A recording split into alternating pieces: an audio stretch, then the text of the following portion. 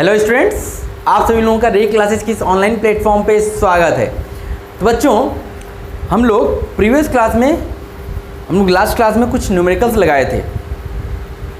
हाँ, और न्यूमेरिकल्स किस बेसिस पे लगाए थे? मैंने आपको जो रेजिस्टेंस किन किन चीज़ों पे डिपेंड करता है और उसी पे बेस्ड हमने कुछ न्यूमेरिकल्स लगाए थे।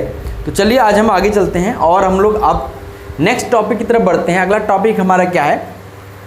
Combination of registers. क्या है?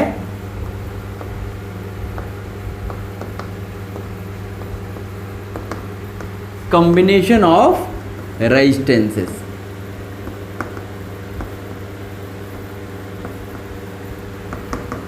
मतलब रेजिस्टेंसेस को हम कैसे कंबाइन करेंगे।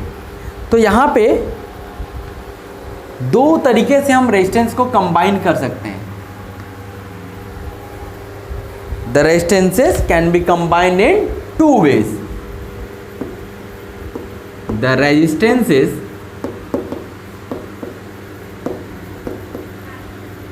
can be combined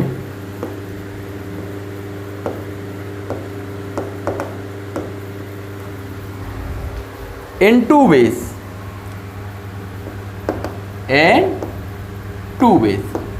दो तरीके से हम रेजिस्टेंस को कंबाइन कर सकते हैं। कौन कौन से तरीके हैं भाई? ये जो दो तरीके हैं, पहला तरीका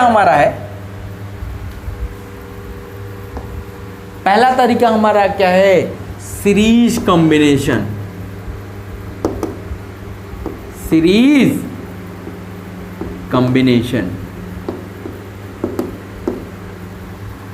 सेकेंड मेथड क्या है? Parallel combination.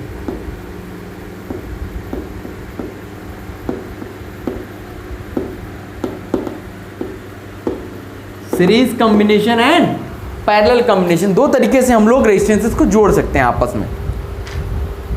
एक तो सीरीज में जोड़ सकते हैं और एक पैरेलली कनेक्ट कर सकते हैं। अब ये सीरीज और पैरेलल क्या है, अब हम इसको आराम से देखते हैं कि कैसे हम लोग सीरीज में जोड़ेंगे और कैसे हम लोग पैरेलली कनेक्ट करेंगे। तो अब हम लोग वन बाय वन करके देखते हैं। तो अब हम पहले की बात करते हैं, series combination of registers.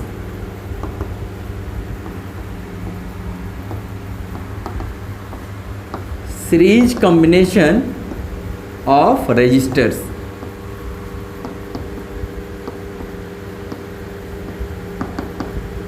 Series combination of registers का सीरीज में कॉम्बिनेशन हम लोग कैसे करेंगे, अब हम ये देखते हैं। तो सबसे पहले इसको डेफिनेशन लिख लेते हैं कि सीरीज में जोड़ने का मतलब क्या है।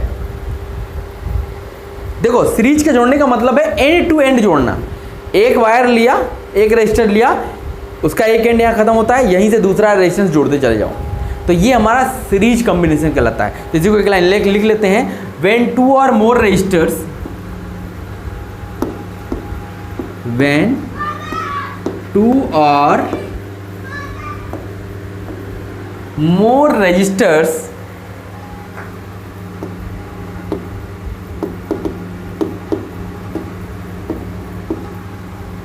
Are connected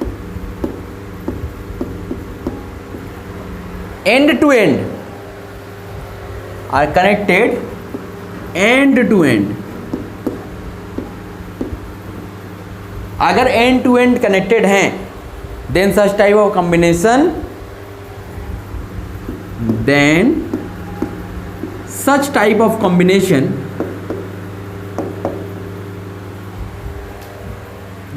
type of combination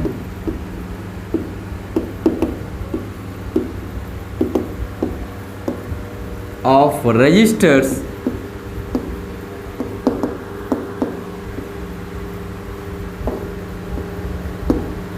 is known as series combination. इसी को हम लोग क्या बोलते हैं? Series combination of registers. इसी को क्या बोलते हैं भाई? Series combination. ठीक है। तो सीरीज कॉम्बिनेशन में होता क्या है? एक तो एंड टू एंड जोड़ देंगे हम लोग, जो भी डिस्टेंस लेंगे एंड टू एंड जोड़ते चले जाएंगे, उसको हम लोग सीरीज कॉम्बिनेशन बोलेंगे। तो इन सीरीज कॉम्बिनेशन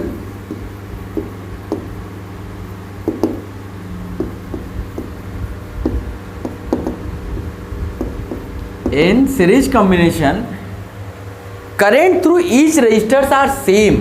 सबसे बड़ी चीज क्या होती है? Current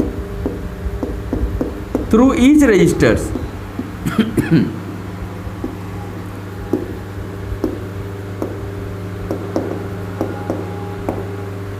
current through each registers are same. जो करंट होगी हर एक रेजिस्टेंस में सेम करंट फ्लो होगी, हर एक रेजिस्टेंस में सेम ही करंट फ्लो होगी। And potential drop across each resistance are different. लेकिन and potential drop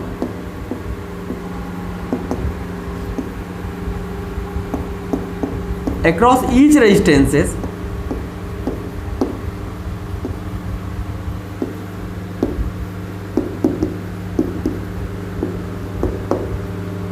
and potential drop across each resistances are different। Potential drop क्या होगा?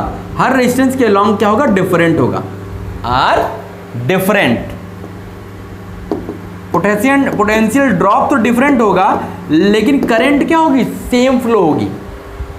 अभी हम इसका इक्विवेलेंट रेजिस्टेंस निकालेंगे तो आपको समझ में आएगा कि कैसे पोटेंशियल ड्रॉप अलग अलग है, करंट सेम फ्लो हो रही है। अभी हम इसका डायग्राम बनाते हैं, सर्किट डायग्राम बनाएंगे तो आपको चीज़ें समझ में आएंगी। तो पहले तो ये नोट कर लो कि सीरीज कॉम्बिनेशन होता क्या है पहले, कि ऐसा कनेक्शन जिसमें हम रेजिस्टर्स को एंड टू एंड जोड़ देते हैं उसी को हम लोग सीरीज कॉम्बिनेशन बोलते हैं। और सबसे बड़ी चीज क्या होती है कि सीरीज कॉम्बिनेशन में हर एक रेजिस्टर्स के अलॉन्ग जो करंट फ्लो होती है सेम करंट फ्लो होती है, लेकिन जो पोटेंशियल ड्रॉप हर एक रेजिस्टेंस के बीच होता है उनके एंड पॉइंट्स के बीच में वो क्या होगा? वो अलग अलग होगा। ओके, इसको नोट कर लो। तो फिर हम बात करेंगे equivalent resistance of series combination. अगर हमने सीरीज कॉम्बिनेशन में रेजिस्टेंसेस को जोड़ा है तो उसका इक्विवेलेंट रेजिस्टेंस अगर हमें निकालना हो तो कितना आएगा, और उसी पे न्यूमेरिकल्स आपके बनते हैं अच्छे खासे। हो गया बच्चों? इरेज कर दिया जाए। ओके,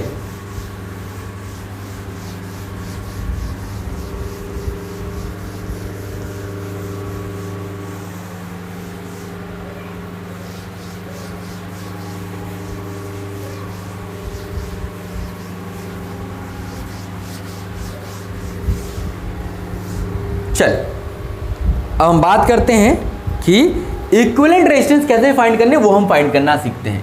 इक्विवेलेंट रेजिस्टेंस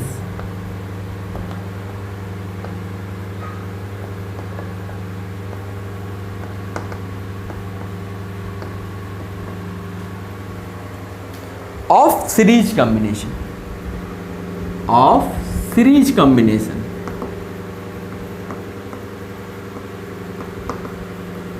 हमने क्या किया है?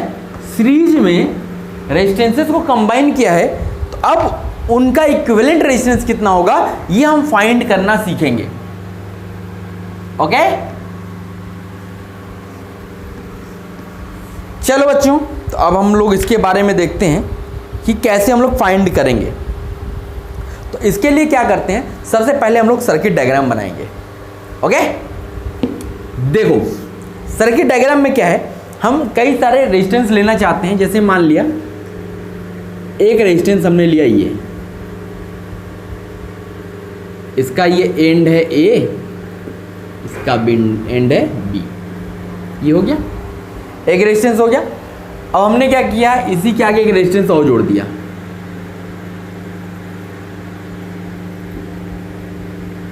ठीक, ये पॉइंट सी हो गया, इसी के आगे एक रेजिस्टेंस हमने और जोड़ दिया।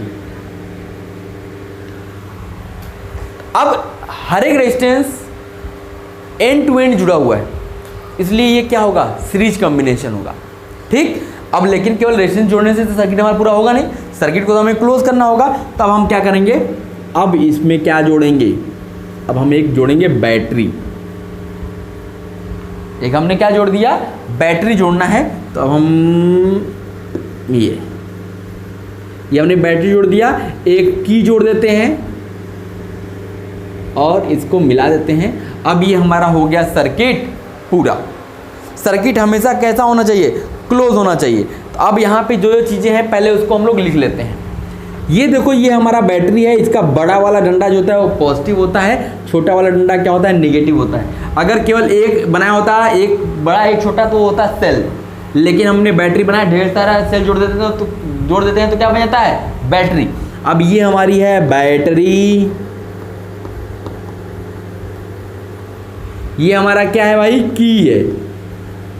इसमें बिंदी लगा देंगे तो इसका मतलब हमने की क्लोज कर दिया है, उस दौरान क्या होगा, हमारा सर्किट पूरा होगा। अब चलो, अब देखो, हमेशा करंट किधर से किधर फ्लो करती है, पॉजिटिव एंड से नेगेटिव एंड की तरफ करंट फ्लो करती है। तो करंट का डायरेक्शन ये होगा। हमने मान लिया इसमें करंट कितनी फ्लो हो रही है, आई। हमने मान लिया इसमें करंट कितनी फ्लो हो रही है, आई। अब यही करंट यहाँ से यहाँ जाएगी। हमने बोला है कि सेम करंट फ्लो होती है हर एक रेजिस्टेंस के अलोंग के थ्रू, तो इसका मतलब यही करंट यहाँ से जाएगी और यहाँ से यही करंट आएगी। करंट ये हो गया। अब हम देखते हैं कि रेजिस्टेंस, ये रेजिस्टर वायर्स है तो इसका भी कुछ रेजिस्टेंस रहा होगा। मान लेते हैं इसका रेजिस्टेंस है R1, इसका रेजिस्टेंस है R2 और इसका रेजिस्टेंस है R3, ठीक है। और ये जो बैटरी है इसका पोटेंशियल कितना है, V है। ये हमने मान लिया इसका पोटेंशियल क्या है, V है। अभी मैंने आपको लिखाया कि सीरीज कॉम्बिनेशन में जो होता है वो पोटेंशियल ड्रॉप हर एक रेजिस्टेंस के अलोंग क्या होगा, डिफरेंट होगा। मतलब इस एंड के बीच पोटेंशियल अलग होगा। मान लो ये है हमारा, इसके बीच पोटेंशियल V1 मान लिया, इसके बीच पोटेंशियल V2 मान लिया और इसके बीच पोटेंशियल क्या माना, V3 मान लिया। पोटेंशियल ड्रॉप हो जाएगा, हर के साथ पोटेंशियल क्या हो जाएगा, अलग अलग हो जाएगा। करंट सेम फ्लो होगी लेकिन पोटेंशियल अलग अलग होगा। अब देखो ये हमारा पूरा हो गया। अब हम यहां से देखना चाहते हैं, हम लोग एक चीज पढ़ते हैं, ओम्स लॉ हम लोगों ने पढ़ा है। तो यहां से अगर हम देखें तो यहां से ये V1 क्या हो जाएगा, V1 की वैल्यू क्या होगी भाई, करंट इसमें कितनी जा रही है, I, रेजिस्टेंस कितना है R1, तो ये हो गया IR1, ठीक। आ जाओ V2, ये क्या हो जाएगा भाई, IR2, क्योंकि करंट सेम है। V3 कितना हो जाएगा, ये हो जाएगा IR3, हो गया। ये पोटेंशियल निकाल लिया, ये पोटेंशियल। अब देखो यहां क्या होता है कि ये जो बैटरी का पोटेंशियल है यही तो इसमें ब्रेक ड्रॉप होगा। इसका मतलब जो टोटल पोटेंशियल होगा V, ये क्या होगा, V1 plus V2 plus V3 होगा, ओके। अब देखो इक्विवेलेंट रेजिस्टेंस का मतलब क्या होता है, इक्विवेलेंट का मतलब होता है यहां पे 3 रेजिस्टेंसेस लगे हैं। तो जब 3 रेजिस्टेंसेस लगे हैं तो हम अब इन 3 को ना लगा के एक ही रेजिस्टेंस लगाना चाहते हैं। तो हम उस रेजिस्टेंस की वैल्यू क्या रखें कि 3 को हटा के वो एक लगा दें। तो अगर हमें एक रेजिस्टेंस वायर लगाना होता तो ये पोटेंशियल आता, ये करंट आती और R, V equal to IR हो जाता। तो इसका मतलब लेट इक्विवेलेंट रेजिस्टेंस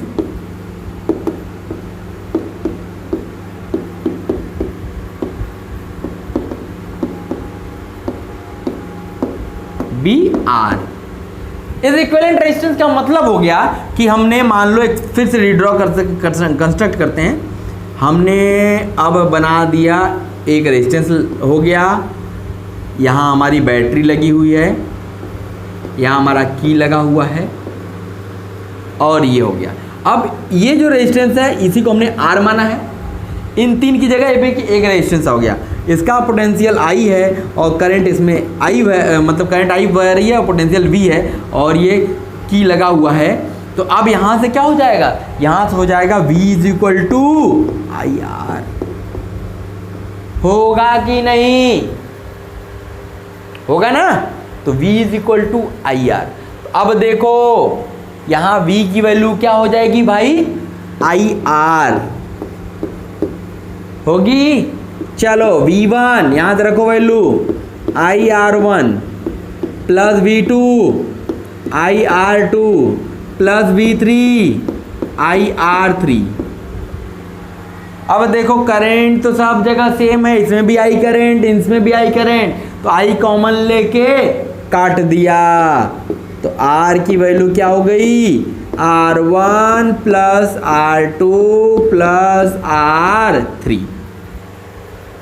मतलब अगर सीरीज कॉम्बिनेशन ऑफ रेजिस्टेंसेस है तो वहाँ पे इक्विवेलेंट रेजिस्टेंस अगर हमको निकालना है तो हम लोग क्या करेंगे, बस सारे रेजिस्टेंस को एज इट इज जोड़ देंगे तो हमारा क्या आ जाएगा, इक्विवेलेंट रेजिस्टेंस आ जाएगा। मतलब कि अब जैसे ये 2 ओम का है, ये 3 ओम का है, ये 4 ओम का है और हमें एक इक्विवेलेंट रेजिस्टेंस लगाना है सर्किट में, तो 4 3 7 2 9 ओम रेजिस्टेंस बना लगा दीजिए और ये हमारा सर्किट बन गया। ये सर्किट क्या होगा, सेम होगा। समझ रहे हो? तो यहां से हमको क्या मिल गया, आर इक्विवेलेंट, ये आर क्या है, इक्विवेलेंट वाला आर है, ये किसके इक्वल हो गया, R1 plus R2 plus R3। यहाँ पे हमने 3 रेजिस्टेंस लिए हैं, मान लो 5 होता तो R1 plus R2 plus R3 plus R4 plus R5, मान लो N होता तो N टाइम्स R सबको ऐड कर देते, वो हमारा क्या हो जाता है, इक्विवेलेंट रेजिस्टेंस हो जाता है।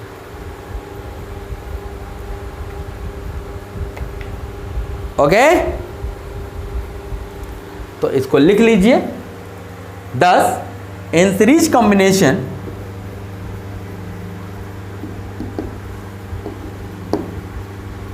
thus in series combination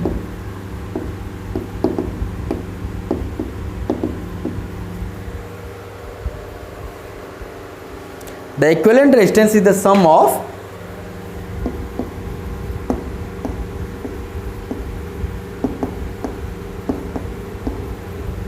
equivalent resistance is the sum of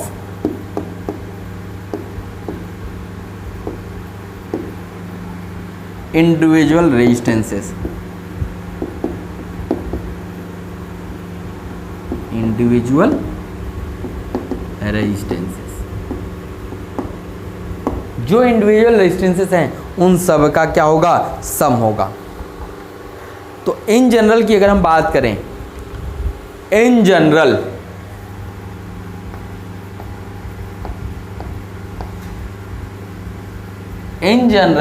जो हमारा R होगा ये क्या होगा, R1 plus R2 plus R3 plus R4 plus dot dot dot, जितने भी रेजिस्टेंसेस होंगे सबको आप क्या करेंगे, सिंपली ऐड कर देंगे तो उससे उनका क्या निकल जाएगा, इक्विवेलेंट रेजिस्टेंसेस। क्या निकल जाएगा, इक्विवेलेंट रेजिस्टेंसेस हमको मिल जाएंगे। ओके, चलो तो ये नोट कर लीजिए।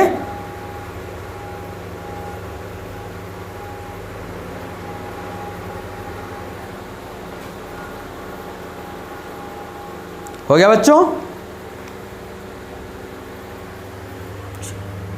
इरेज किया जाए। ओके, चलो तो इसको नोट कर लीजिएगा और इसको समझ लीजिए अच्छे से, क्योंकि अब इसी पे न्यूमेरिकल्स लगेंगे, अच्छे अच्छे न्यूमेरिकल्स होंगे।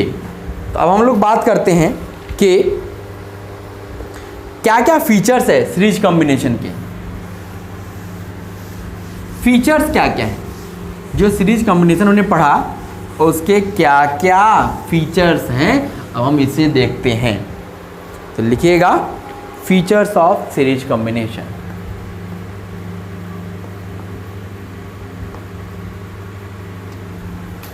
Features of series combination. देखिए पहला फीचर लिखिएगा,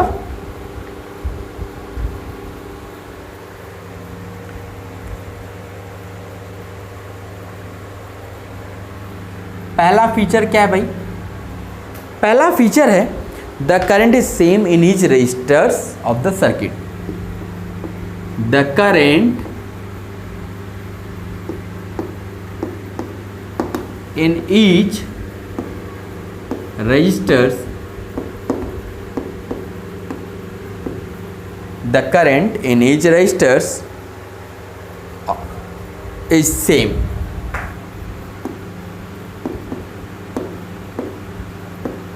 हर रेजिस्टेंस के बीच में जो करंट होगी वो हमेशा क्या होगी, सेम होगी। ये हमारा पहला फीचर है।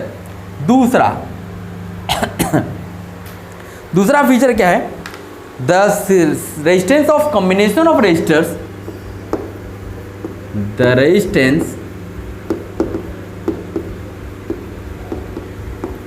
Of combination of resistors, the resistance of combination of resistors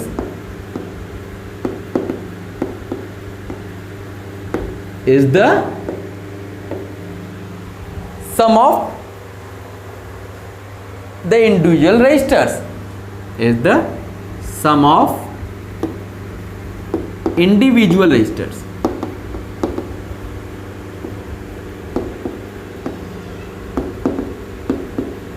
Sum of individual resistors का सम ही क्या होगा, हमारा इक्विवेलेंट रेजिस्टेंस होगा। तीसरा क्या फीचर है भाई, ये दो चीज तो हमने देख ली और ये हमें पता भी चल गई। The total voltage across the combination, the total voltage, जो चीज अभी हमने देखी वही हम लिख रहे हैं। The total voltage across the combination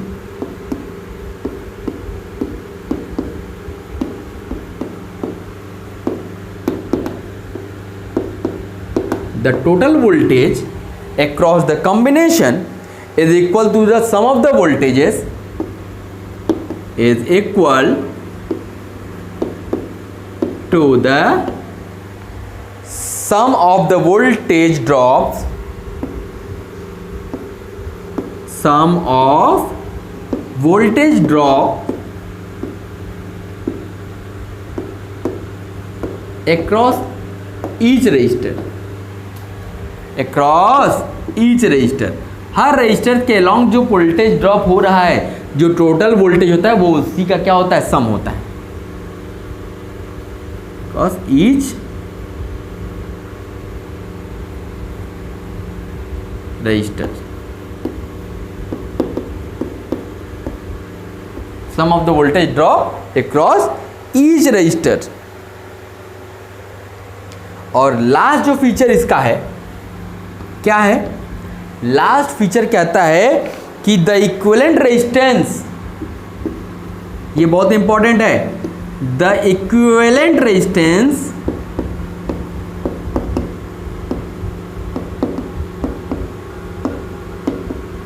the equivalent resistance is greater than that of, is greater than that of, than that of any individual resistance, any individual resistance of the combination। इसका मतलब समझो कि अगर कोई भी आपने combination लिया, उसमें जो आपने इक्विवेलेंट रेजिस्टेंस निकाला उसकी वैल्यू हमेशा ही ग्रेटर होगी उन सारे रेजिस्टेंसेस, इंडिविजुअल रेजिस्टेंसेस से जो कॉम्बिनेशन में यूज हो रहे हैं, क्योंकि वो क्या होता है, हम सबका सम होता है, सम तो हमेशा बड़ा ही होता है, ये तो पता है ना। तो ये हमेशा क्या होगा, ग्रेटर होगा। ठीक है, इसको नोट कर लिए बच्चों, ये हमारे क्या है, फीचर्स हैं। तो हम एक दो छोटे क्वेश्चंस करते हैं। चलो बच्चों, अब यहाँ छोटे छोटे क्वेश्चंस लिखे गए हैं, इसको हम लोग सॉल्व करते हैं, तो जिससे हमारा जो अभी हमने पढ़ा उसका थोड़ा सा आइडिया मिल जाएगा। देखो यहाँ कहता है find the equivalent resistance of the following circuits. Equivalent resistance तो निकालना है, उसके अलावा यहाँ पे इस सर्किट में आपको करंट बताना है और इस सर्किट में क्या बताना है, आर की वैल्यू बतानी है। ये जो रेजिस्टेंस अननोन दिया हुआ है इसकी वैल्यू बतानी है। तो देखिए इसको हम लोग कैसे सॉल्व करते हैं। तो चलिए भाई सॉल्व करना शुरू करते हैं। देखो पहला जो पार्ट है हमारा, अब कहता है इसका इक्विवेलेंट रेजिस्टेंस पहले निकालना है। तो देखो सब सीरीज में जुड़ा हुआ है, तो अभी हम लोगों ने पढ़ा था इसका इक्विवेलेंट रेजिस्टेंस क्या होता है भाई, R is equal to R1 plus R2 plus R3, ठीक है।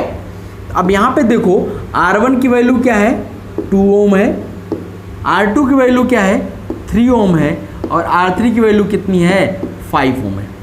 तो यहाँ से इसको ऐड किया तो R की वैल्यू हो गई 10 ओम। हुई कि नहीं, R की वैल्यू 10 ओम आ गई। अब ये रिजल्ट एक तो हमको मिल गया, एक तो हमसे जो पूछा था कि भाई इक्विवेलेंट रेजिस्टेंस निकालो, वो हमने तो फाइंड कर लिया। अब इसी क्वेश्चन में कहता है कि भाई फाइंड करंट ऑल्सो, आपको करंट भी बताना है। तो करंट बताने के लिए अब वोल्टेज पता है, ये I हमें बताना है। तो अब अगर हम इस सर्किट को रिड्यूस कर लें तो हमारा देखो सर्किट अब क्या बन जाएगा, अब हमारा एक रेजिस्टेंस हो गया और एक हमारी बैटरी हो गई, बस इतना ही हो गया सर्किट ना। ये हमारा V हो गया, ये हमारा R हो गया। इस सर्किट में करंट कितनी हो रही है, I फ्लो हो रही है। तो अगर हम इस सर्किट की बात करें तो यहां से ओम्स लॉ लगाओगे तो V is equal to I R ही तो आएगा ना भाई। V किसके इक्वल होगा, आई आर के। अगर हम यहां से I की वैल्यू कैलकुलेट करें तो I की वैल्यू क्या हो जाएगी V बाई आर, यही होगी ना। अब देखो V आपको दिया है, V कितना दिया है भाई 5 वोल्ट अपॉन R हमने कितना निकाला है 10 ओम, ये 5 वोल्ट अपॉन 10 ओम। तो I की वैल्यू क्या हो गई, इसको आप डिवाइड किए तो आ गया 0.5 एम्पियर। मतलब सर्किट में कितनी करंट फ्लो हो रही है, आधे एम्पियर की करंट फ्लो हो रही है। कितनी करंट फ्लो हो रही है, आधे एम्पियर की, मतलब 0.5 एम्पियर की करंट इस सर्किट में फ्लो हो रही है। तो ये हमारा फाइंड आउट हो गया कि I निकल गया और ये सारी चीज़ हमने फाइंड कर ली। तो ये छोटा सा क्वेश्चन था, कोई बहुत बड़ी इसमें ऐसी कोई ट्रिक नहीं थी, कोई कॉन्सेप्ट नहीं था, बस सीधे सीधे जो हमने पढ़ा। एक तो सबसे पहले हमने रेजिस्टेंस निकालना सीखा, इक्विवेलेंट रेजिस्टेंस। अगर सीरीज में सारी चीज़ें जुड़ी हुई हैं तो R is equal to R1 plus R2 plus R3, जितने भी रेजिस्टेंसेस होंगे सबको आप ऐड कर दोगे। तो यहाँ से हमें इक्विवेलेंट रेजिस्टेंस निकल गया।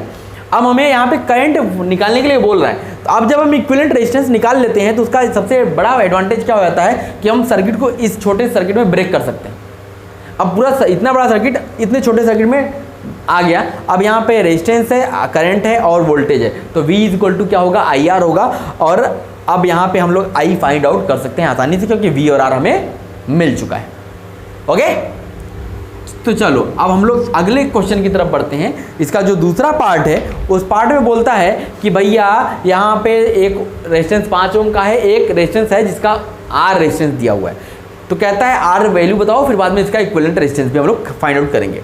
तो अब यहाँ पे देखा जाए तो अगर हम इसका इक्विवेलेंट रेजिस्टेंस की बात करें, मान लेते हैं इक्विवेलेंट रेजिस्टेंस R डैश है, तो R डैश है तो ये हो जाएगा 5 प्लस R, ठीक। अब जब इक्विवेलेंट रेजिस्टेंस हमने निकाल लिया तो अब हमारा सर्किट क्या हो जाएगा, अब हमारा सर्किट हो जाएगा ऐसा।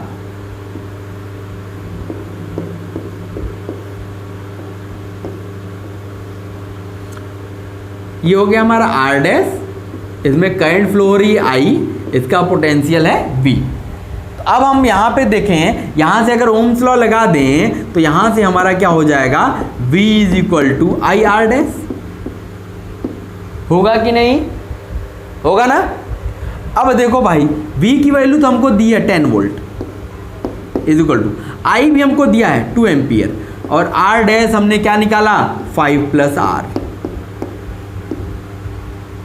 अब यहाँ से क्या हो गया, अब यहाँ से अगर हम R की वैल्यू कैलकुलेट करें तो ये 2 5 या 10, 5 माइनस 5 ये तो 0 आ गया। मतलब इस रेजिस्टेंस की कोई वैल्यू नहीं है, ये रेजिस्टेंस सर्किट में फालतू लगा हुआ है, कोई मतलब नहीं है। तो ये रेजिस्टेंस क्या हो गया 0 ओम, मतलब ये रेजिस्टेंस है ही नहीं है। तो आप अगर हमें इक्विवेलेंट रेजिस्टेंस की बात किया, R डैश हमें निकालने के लिए बोला था उसने, तो R डैश की वैल्यू क्या हो जाएगी 5 प्लस R, तो ये क्या आ गया 5 ओम ही आया ना। इसका मतलब ये जो रेजिस्टेंस जुड़ा हुआ है इसका सर्किट में कोई काम नहीं है। ऐसे ही जोड़ दिया गया, ठीक है। अगर ये इसका कुछ भी अलग होता तो वो रेजिस्टेंस की वैल्यू मिलती। अगर मान लो ये 10 की जगह 7 एम्पियर होता या 7 वोल्ट होता तो कुछ ना कुछ हमें रेजिस्टेंस मिल जाता, लेकिन ऐसा डाटा लिया गया था कि यहाँ पे उस रेजिस्टेंस की वैल्यू 0 आ गई। इसका मतलब उस रेजिस्टेंस का कोई काम नहीं था इस सर्किट में, ठीक है। ये हमने क्वेश्चंस देखे बच्चों, तो ये आपको हमें उम्मीद करता हूँ कि समझ में आ गया होगा। तो आज की क्लास के लिए बस इतना ही, फिर अगली क्लास हम लोग मिलेंगे तो इसका पैरेलल जो कॉम्बिनेशन है उसको हम लोग स्टडी करेंगे। ओके, चलो, थैंक यू।